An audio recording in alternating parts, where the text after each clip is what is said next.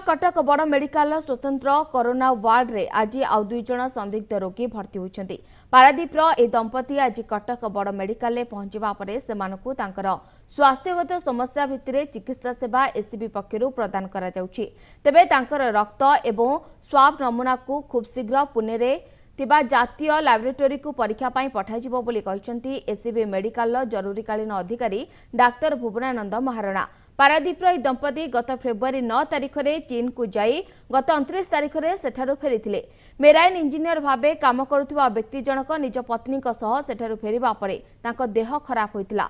थंडा ज्वर सह तांकर शरीर में कोरोनार किछि लक्षण थिबार आशंका करी उभय एसीबी मेडिकल चिकित्सा पाई भर्ती होइछन्ति। बर्तमान आमर एसीबी मेडिकल कॉलेज रे 2 जन सस्पेक्टेड पेशेंट आछन्ति। 2 जन जाक होउछन्ति हस्बैंड एंड वाइफ। सेमाने तांकर हस्बैंड होची marine engineer jar symptomatic wife कर बर्तमान तांकर हाउस वाइफ होचंती एवं तांकर सिम्पटम किछि नाही। बर्तमान सेमाने 9/2 रे बर्तमान शिप रे जाइथिले चाइनार सांघाई पाखरे गोटे शहर को से जाइथिले एवं से 29/2 रे रिटर्न करचंती चाइना। हस्बैंड कर ड्राई कफ सोर थ्रोट आ फीवर हैला तेणु आज की 4 दिन हैला तांकर से कंटिन्यू चली। आ वाइफ किंतु असिम्पटोमेटिक अछंती।